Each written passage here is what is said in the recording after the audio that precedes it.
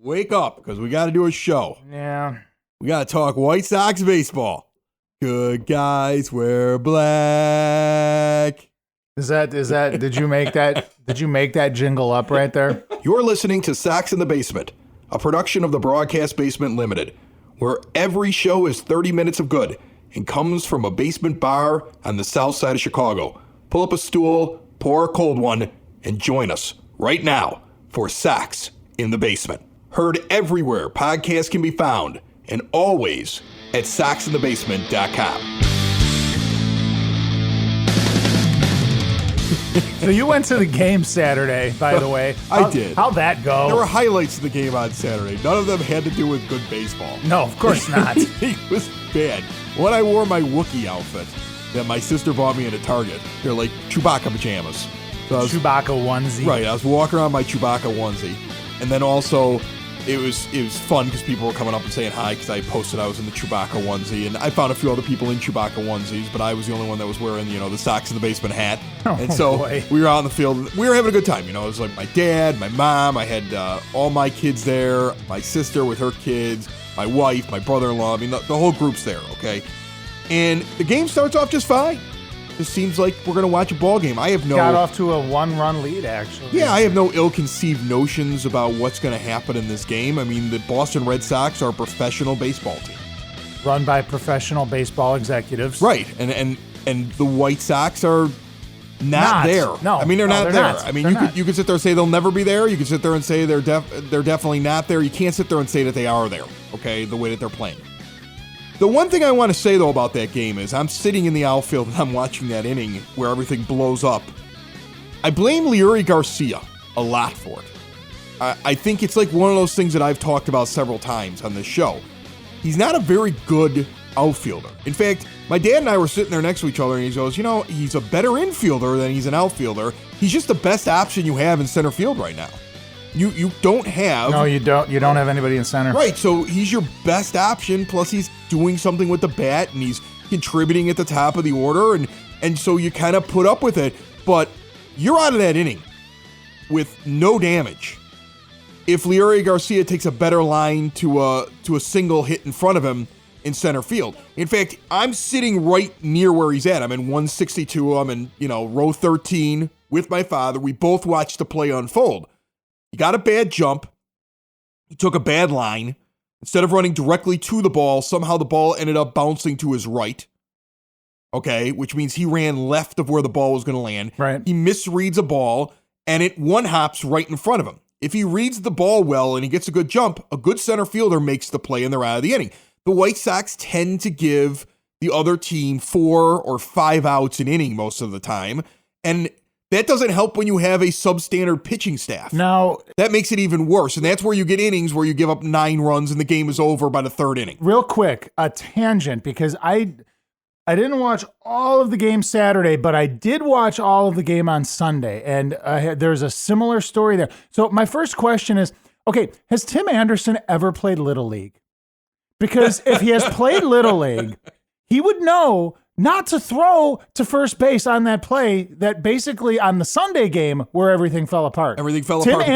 Tim Anderson single-handedly cost you that game. And we've talked about this.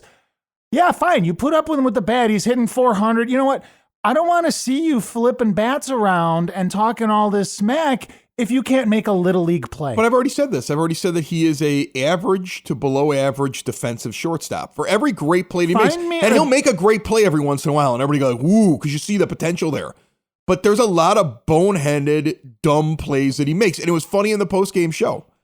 Okay? Because in the postgame show, Bill Melton's sitting there on the postgame. It was suggested that he had a chance. And Melton's response was, no, he didn't. No, he didn't have a chance. Who suggested he had a chance? He had a chance. Listen, I remember playing, Ford City Baseball League, and somebody made a play similar to that and was given a thorough talking to about how that's not what you do in that situation. Oh yeah, you get told that all the time. Yeah, it's interesting that you had 2 games that the train completely came off the tracks in a similar fashion, both Saturday and Sunday. It's not just pitching. It's not It's bad pitching. defense. There's a lot. See, here's the thing. The pitching is really bad. The moment that you you realize that now with Rodon probably having to get Tommy John surgery, which in the end could essentially, for as much as I want to have Ashley Rodon on, and of course, her and Carlos are welcome to come on the show, and we've been kind of talking back and forth about it. I'm not going to pull punches when I talk about it. He's probably not going to be on this team in the long term now. His control is going to run out. He's never been able to pitch a complete season without having an injury where he either starts the season hurt or ends the season hurt. This was the first spring training where he shows up at 100%. And now it's Tommy John. And now he's out for this year. And he's out for most of next year. And he's got Scott Boras as his agent. And I just don't see how the Sox work it out with him. And I think that they have to sit there and now say, all right, well, there's one spot in our rotation that is not going to be filled. And we're not even going to get really anything for it when it all doesn't work out. Sox in the basement. Sox in the basement. Sox in the basement. Not everything is going to be negative on the show, I promise. We have Garage Joe. He's been on the show before. Huge White Sox fan, big memorabilia guy. Has helped out the Hall of Fame restoring White Sox memorabilia in the past. Been on the show before. He's going to be talking about a cool little trip you might want to take with the kids this summer. And it's baseball related. Also want to let you know that the event that we are going to have this week, Thursday night, the 9th of May, is being pushed back 1 week because of thunderstorms. We're going to be at the Red Palm still. It's going to be a live recording of a show, but now it's going to happen on the 16th of May because they're also going to be racing turtles, and it's going to be an outside thing, like on their patio. And I don't want to bring a bunch of podcasting equipment outside in the rain, and the turtles won't race in the rain. So because of this, it'll be pushed back 1 week. So the Red Palm next week, May 16th, starting at 7 p.m., a live recording of Sox in the Basement. 3020 West 95th Street in Evergreen Park. We will see you at the Red Palm next Thursday, the 16th. And remember, you can always get involved with Sox in the Basement 24/7, 365. There's a phone line you can call, 708-459-8406, and talk about anything you want to with the White Sox, including what you heard on one of the previous episodes. 708-459-8406. Call it, just like this guy. Hello, my name is Jorge Mata. I'm a giant White Sox fan from Lake in the Hills, and I was just listening to your podcast, and you brought up the quote that Rick Hahn said that record is not where it should be, and that the veteran players they acquired are not batting or performing like they should. And I agree with you. If he firmly believes that, he should be fired. But at the same time, I thought about it. McCann and Alonso are not playing bad. I think you got to put it more on the players like Yolmer and Palka, and Palka is not here. The pitching has not been where we expected it to be. Eloy's done all right, but now he's injured on that stupid play. Like one of you guys said, he should have known that ball was gone. Yeah, if Rick Hahn really believes that a record is not where it should be at, he should be fired. Thanks. Go Sox. Look, here's the thing. Rick Hahn, your plan was for your starting pitchers. Okay, here's your plan. Here was what it was going to be. Your plan was going to be Rodon, Giolito, Lopez, Kopech, Cease. Okay, in 2020, and that starting five is going to win you the World Series. And well, I don't think that a realistic person felt that way. No. You're starting to say, well, no, I mean, people with a brain are going to tell you, look, that's not but that's how what this was works. being sold. But that's what was being sold. Right. You're realizing that, that ain't going to happen. Let's get back to this thing that I started off with the game. The other thing that I observed from the game then is I'm sitting there with Dad after that inning goes bad, and while the inning's going bad, Ricky Renteria goes out to go get Benuelos. He had an opportunity to pull him earlier in the inning, and he doesn't. Now he's given up 9 runs. The boos that rained down, make no mistake about it, were for Ricky Renteria. During that game, in fact, every time he poked his head out from that point on, there were smatterings of boos. Really? Okay? The crowd turned on Renteria in that game very quickly and were very angry and vocal about what was going on. That's interesting because you don't see that on TV. And what happened was, it was so telling that Renteria comes out and he's booed all the way to the mound. Okay? When Benuelos leaves the mound, there's barely any boos. But when Renteria now leaves the mound, the boos rain down again. Really? That's interesting. Obviously, that is they were interesting. meant for Ricky Renteria when he was out there. You got to look at why this coaching staff was put into place to begin with. Why is Renteria here? Renteria is here because the idea is he's supposed to be teaching this young group of kids the right way to play baseball up here. And when you see, Leury Garcia taking awful routes to fly balls, when you see Jimenez injuring himself, jumping into a wall on a home run that's 8 rows back. I don't know if I blame him for that. I just think that's a young kid who got too excited. Okay, or when you see, Tim Anderson, constantly making these brain farts defensively that are costing you runs and ultimately games, at some point you're the manager. You've got to put a stop to that. But on the other hand, you could blame the front office. It's not like they gave him any kind of talent depth on the team that allows him to sit a guy down and still have a reasonable chance of winning a ball game. I mean, my dad and I were sitting there watching the game, and this is the best conversation during the game. He sits there and he goes, how many Major League Baseball players do you think are on the field right now? Sox are playing defense. Sox are playing defense. They had 9 guys out there. Your dad has this conversation all the time. He goes, look at this team that's out here right now, this White Sox team. Look at these bums. And he just says it. He just really matter of factly takes a sip out of his beer. That was his last beer of the night, too, because then he decided he wasn't giving any more money after we had this conversation. Nice. He wouldn't buy any more beer. Nice. He was like, that's it, I'm done. In the 5th inning, he wouldn't let me go get him a beer. He's like, I'm not spending any more money on this team. And so he was so aggravated. But he goes real calm to me. He just looks at me and he goes, how many Major League Baseball players you think are out on the field right now? And I'm sitting there, I'm looking at it, and I go, 4. And he goes, that's what I got. I got 4 too. I got 4 Major League. I got 4 Major League Baseball players on the field right now. Who are your 4? I'm curious. Abreu? And were you the same 4? Let's ask you this. Your dad and you were the same 4. I said it, and he goes, yeah, that's what I have too. We were the same 4. Well, now can I just... You want to guess? Can I just take a guess? 4 Major League Baseball players. It's Saturday night's game, but I don't think it really matters because I don't think anybody else on the team is a Major League Baseball player. Okay, so or they're like a really low-end Major League Baseball player. Let me see if I came up with the same 4. The same 4 Major League Baseball players on the field. McCann started that game, did he not? So yes. are we counting him? Yes. Okay. James McCann was a Major League Baseball player. Abreu, obviously. Major League Baseball player. Moncada. Major League Baseball player. See, I can't say. I can't say. Tim Anderson's a Major League Baseball player. He is because of the bat. He's a Major League Baseball player. We've talked about this because of the bat. He's a Major League Baseball player. He plays poor defense, but we've seen guys who are bad at defense still hang out in Major League Baseball and stick around for several years and contribute to a team. He's a Major League Baseball player. So Anderson is a major. So Anderson is we're saying Anderson is a Major League player of the month. He's a Major League. He's a Major League hitter and a Pee Wee League defender. Well, I wouldn't say Pee Wee League, but I'm saying he's basically an average baseball player. We talked about this. I think defensively he will make a good play and he will make a boneheaded play that costs you runs. And like I said, he has to really contribute with the bat because otherwise he's costing you games that he's not making up for.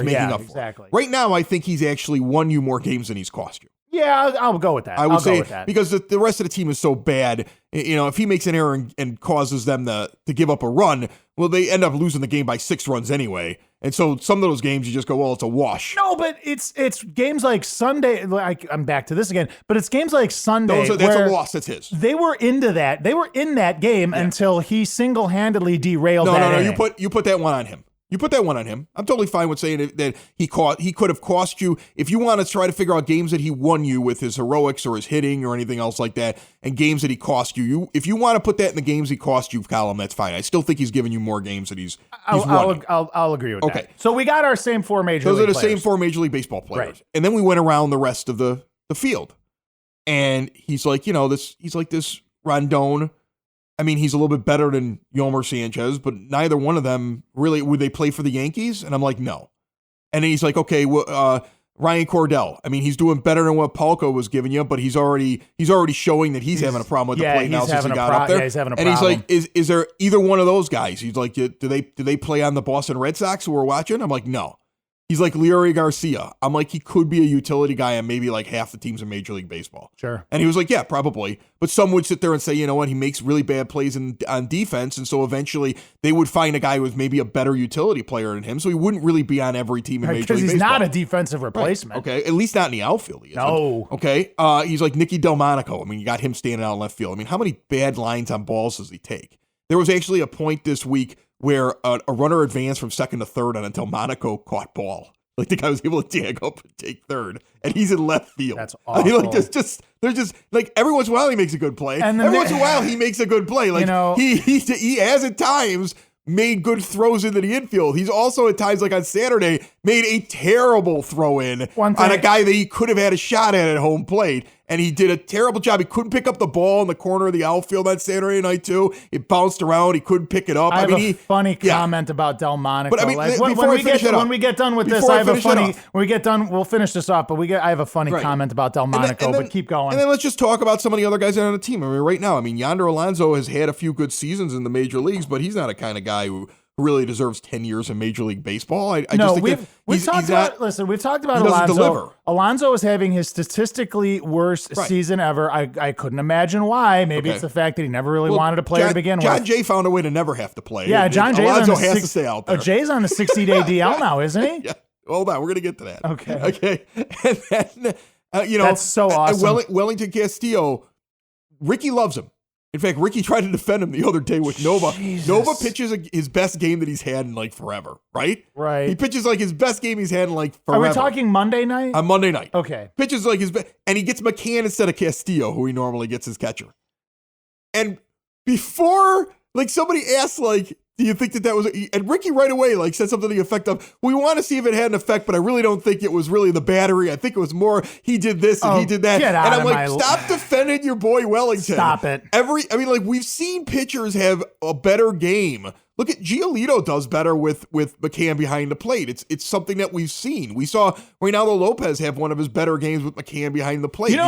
And he's hitting the ball, and you can't get him out. He's hitting in the 4 spot. You can't keep this guy out of the lineup. And there's something else, too, about Castillo that Zach Collins better come steal the job from James McCann, because if in the offseason we're trading McCann for a relief pitcher, I'm going to be like, whoa, because you don't know when guys like, he's only 28.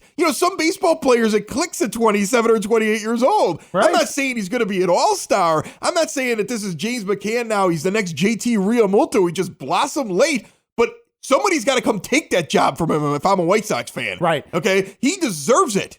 He deserves that job, and I don't want to hear about Zach Collins as the presumed starter next year coming up from AAA. He's got to come up and take that job. That's how I see that. Now, as far as one thing you brought up, McCann versus Castillo, dude, the amount of passed balls and wild pitches, stuff gets by Castillo constantly. And you see McCann diving out there. He's just a better catcher. He's a better catcher. Now, regarding just real quick before we move on, my comment about just a funny comment. The Nicky Delmonico folk hero status is still very much alive out there. I had a gig on Friday. He dealt with addiction. He came back from it. There's a lot of people that identify with him. They root for him on a personal level. Yeah. I'm just trying to explain it. Is he a Major League Baseball player? No, he was not on my list. But yeah, that status is still very much there. I mean, because like I had a gig on home run. I had a gig on Friday ran around night the base with his arms out. It was very exciting. Yeah, I was happy what? for him. Yeah, I was happy for him. Yeah, and then you know what? Like I'm gonna gig on Friday night at a bar, and they have the Sox game on like before we played, and runners in scoring position. Delmonico comes up, all of them Southside meatballs are like, hey, Nicky, that's my guy. He's going to get it done. Strikes out in 3 pitches. Like, yep, that's how that works. Hey, this is Acoustic Mike from Broadcast Basement, and you're listening to Sox in the Basement with Chris and his buddy Dave. I did the Broadcast Basement with Chris for 10 years, and nobody gave me a show. I'd leave if I had anything else to do with my life. Remember, the Broadcast Basement is available everywhere podcasts can be found and always at broadcastbasement.com. Joining us on the phone line, he has been on this show before. Garage Joe not only is a huge White Sox fan, but from time to time has done stuff where he's helped out the Hall of Fame, restoring memorabilia, including White Sox memorabilia, and he's just a big baseball fan, and he does these great trips every once in a while, and he wanted to talk to me about something that you might want to do this summer. If you want to go find something to do other than watch White Sox pitching take a dive, and that's going in the Field of Dreams. How are you, Joe? Well, Chris, it's great to be on your show. Always good to talk to you in person. And that's exactly what I want to talk to you and your terrific listeners about today, because it was 30 years ago last week that our iconic movie Field of Dreams was released. And if you can believe this, on the tail end of that, the farm and field is still drawing folks today from around the world, and it's still in operation. So if any of your fans want to take a wonderful, wonderful day trip, a couple recommendations, if I may. It's around 4 hours outside Chicago. That seems like a little long, but what I would recommend is just split the trip in half. Take a ride to Galena, Illinois. And some of your listeners may be very familiar with Galena, but here's something they may not know. Those of them that have watched the movie Field of Dreams, if you look closely, in the movie they go visit Moonlight Graham in a town that they call Chisholm, Minnesota, which in real life was Doc Moonlight Graham's real hometown, Chisholm, Minnesota. But to keep the costs down of the filming of the movie, they filmed the scenes of Chisholm, Minnesota in Galena, Illinois. So as your listeners watch the movie, the iconic scene where Kevin Costner is walking through town at night and runs into Burt Lancaster, who plays Moonlight Graham, then they go back to his doctor's office and have a wonderful talk. That whole street at night is downtown Galena. So I'll tell you what, it'd be a wonderful, wonderful trip. Possibly stay at the DeSoto House. It's a hotel right in downtown Galena. Abraham Lincoln gave a wonderful speech there back in his time. So you could kind of have a wonderful day in Galena, take in the town, take on a little trolley ride, and then the next morning, it's just a quick 1 hour trip to Field of Dreams, which is located in Dyersville, Iowa. It's a very easy ride. I think there's 2 stoplights the whole way there.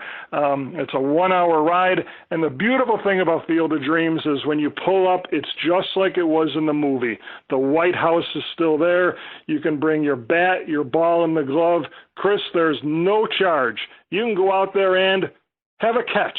Well, here's the most important question, Joe. What days does Shoeless Joe come out of the cornfield so I can talk to him? I'll tell you what. They actually come out of the cornfield, right? I mean, it's a true story, isn't it? Well, it is. They sure make it feel true. But on the tour of the house, there is a ghost player dressed in full 1919 garb that does give the tour. And the corn still is grown full, so if you want to go out there to left field and kind of stick your arm in there and pull it out, or even take a walk 10 feet in, it's just a magical, magical place. The kids will have a ball. They'll run around so they fall asleep in the car the whole way home. If you wanted to take a ride home, after that, you could easily make it back to Chicago. But to make a long story short, it could be a 2-day adventure, which would be just wonderful, the entire family. Every time we've been there, and we've probably been there 20 times over the last 30 years, you'll meet people from as far away from as other countries and as close to Chicagoland or New York or California, because it seems like everyone wants to go there and have a catch.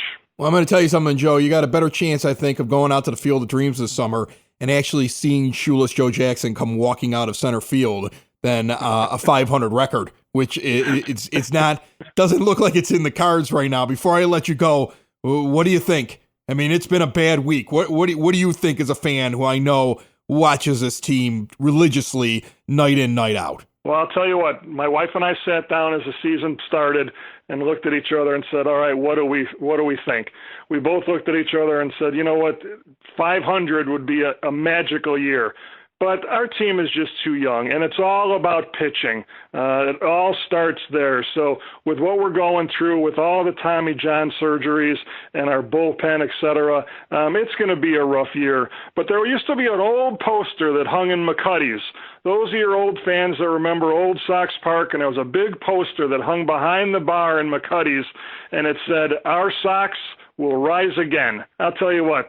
I'm not making any plans to be in Chicagoland this October. But that's the understatement of the decade. I love that. That was Joe, I really appreciate it. I look forward to talking again this year. Anytime. All the best to you and your listeners, and thanks for all the joy and entertainment you bring us each and every week, Chris.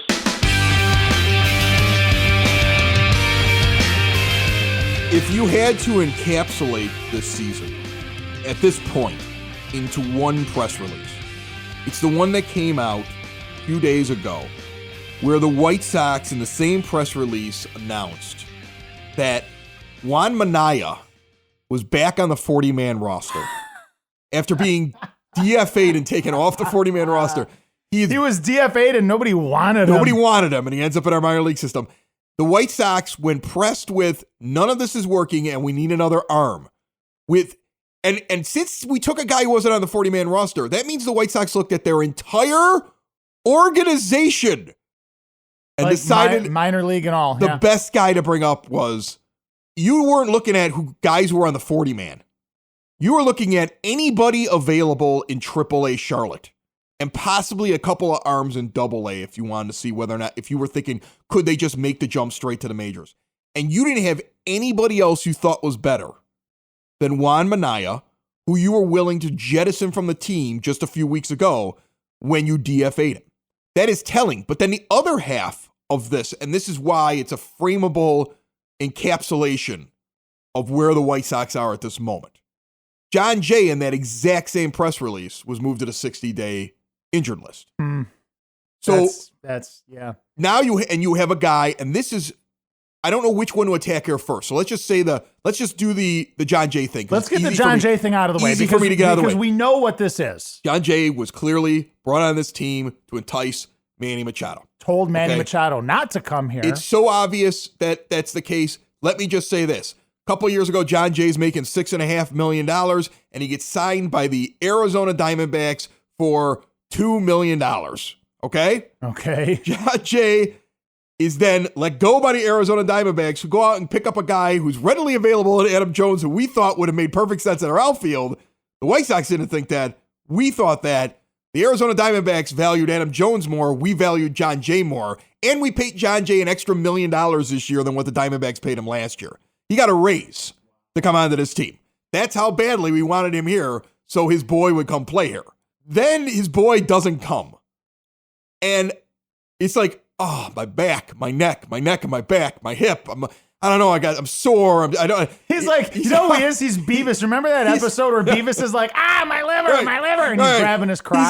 He's out there shagging fly balls the other day, and next thing you know, he's on the 60-day DL. Come on, this guy's never going to play. And this is the kind of thing that ticks off Jerry Reinsdorf. You see, we talk about what aggravates Jerry Reinsdorf. Rich people don't like it when other people are getting rich for doing nothing. It irks rich people. Okay? No, seriously. No, it irks rich people. It's true. Rich people, all the guys on the board for the Sox, trust me, of all the problems on this team, the one thing that they're sitting there laughing about or talking about or whispering about when they all get together and have like a highball or whatever rich people drink, they're sitting around, they're having some fancy drink with scotch in it or whatever like that, and an umbrella, and they're all sitting around with their boardroom table, and they're like, let's have our meeting for this month. Trust me, rich people hate when people get rich for doing nothing. It drives them absolutely nuts. Even if said rich people themselves got rich by doing nothing. Still bothers them. It still bothers them. Still bothers them. Like, who's this guy and how's he making money and he doesn't do anything? Trust me, the fact that we're giving $3 million to a guy who I'm telling you right now, I don't believe is ever going to come and play on the White Sox. I don't expect to ever see John Jay come play for the White Sox. Unless John Jay is told at some point, look, if we get you off the DL, but they can't even do that. They might be able to get him off. When's the trade deadline now? It's a hard trade deadline in July, right? Yeah. He should come off it before the trade deadline. So, look, John, we know you don't want to be here. We really don't want you if you don't want to be here because we never really intended to play you anyway. So, we're going to put you on a 60-day DL. When you come off, make sure that you're able to play for 2 weeks because if you can play well, maybe we can deal you for a bag of beans. That's the only way that John Jay comes up and plays on this team. Okay? Because if he came up in July, let's say, watch this be completely true. If he comes up in July and they don't trade him, watch him go right back on the DL again. Oh, yeah. Oh, no, that's yeah, absolutely. This is one of the biggest jokes in White Sox baseball history is the John Jay. And there is a long list of jokes in White Sox history. This is a White Sox joke for years to come. So now let's go to the other problem. Let's go to the other problem. The other problem is Minaya. Yes. This enraged me when I saw it. It really pissed me off. There's absolutely no way that Juan Minaya should be back on a Major League Baseball team. We've talked about at great length the uselessness that he has as a relief pitcher. And what's funny is for all the bad things I've said about Juan Minaya, I actually tweeted something out like, this is all you could bring up is Juan Minaya. And some guy, has got like maybe 100 followers or something like that. He follows like 5 times as many, which means nobody listens to anything he says. Right. Got very angry with me or wrote me a bunch of stuff, and I just ended up ignoring him. But he was like, oh, you wouldn't say that to a player's face. If Juan Minaya and I were like in a bar, I'd probably look at him and be like, what are you going to do after baseball? What do you mean? Well, I mean, you must have a plan, right? You're not gonna keep doing this, right? Like, I don't think I'd walk up and be like, hey, Juan, you suck. But I didn't even say that in the tweet. But I think I would say, like, you were it. You're the only guy we could have had up there. And it's damning because here you had Rick Hahn. And I want to correct myself. I want to correct myself with the John Jay thing. Oh, okay. John Jay making $4 million this year. Whoa! We're even giving away more money. He made $3 million with the Diamondbacks. So we're giving him $4 million for nothing. And this is okay. Getting back to the Minaya thing for a second. It's damning because we sat here at this bar last week talking about Rick Hahn, sitting around the dugout with the press guys talking about, I wonder if some of these guys that we have in the minors, if we want to have them take less traditional paths to the majors. Here you have it, Rick Hahn. You have an opportunity to bring up anybody from your pitching, from your farm system. Any pitcher, at least try him up here, give him a cup of coffee, and here's Juan Minaya. Well, but here's the problem. I'm now going to make you sick to your stomach. Oh, God. Because you're making the assumption that there's somebody down in AAA that deserves a shot at the major leagues. Oh, boy. And all you have to do is go on the Charlotte Knights webpage and bring up the individual stats. And then I did what I love to do. I just click on whip. Okay, I just got to go, okay, let's just click on whip and see what we got. So who's down there? Well, of the guys that are down there that had a worse whip than Minaya, who still is putting a runner and 2/3 out in AAA. Oh, Minaya is still? Yeah, God. Minaya went down to AAA, and still a runner and 2/3 every inning he puts on base. Bill Melton was the best after he gave up the grand slam in that game the other day. He basically described the pitches he threw as, I don't know what that was. Something off speed. Off speed. I don't know what that was. And so anyway, after Minaya, the guys that have worse whips are guys that you might have thought you would have seen. Jordan Stevens. Oh, Remember him? Oh, yes. Jordan Stevens has a 1.91 whip as a starter. And I'm bringing him up because we've had guys come up who were starting pitchers in the minors and then start in the bullpen and then worked their way to be starters. I mean, heck, that's what Chris Sale did. Yeah. Okay, so that happens sometimes. Okay, Jordan Stevens, a 1.91 whip and a 9.48 earned run average. So you're not bringing him up, okay? You're not bringing up Don Roach. He's got a 2.05 whip and a 10.25 earned run average down there in the minor leagues. Ian Hamilton's got a 13.50 earned run average. Ian Hamilton was going to be, they were talking him being up here. Turns out he's only good for standing next to Burr for that joke. A 2.25 whip. Spencer Adams. Oh, another prospect. 2.39 whip. Jordan Guerrero. Another prospect. 2.41 whip. You're killing me, Chris. You're killing me. Dave, the problem is not only are guys not panning out in the majors, guys aren't panning out jumping from AA to AAA. Another show is wrapped up. Another show's in the books. Another show is wrapped up. And then by the looks, it's going to be a good one. And we'll see you next week. And the nude is basement. And the nude is basement. Another show is wrapped up. Another show is wrapped up. Another show is wrapped up. And it's in the books. Another show is wrapped up. Another show is wrapped up. And by the looks, it's gonna be a good one. Nudie's Basement. Broadcast Basement. The Nudie's Basement. The Broad Basement. Slancha. That was like Dropkick Murphys or something, right? I felt like it. Sox in the Basement. Heard everywhere podcasts can be found. And always on soxinthebasement.com.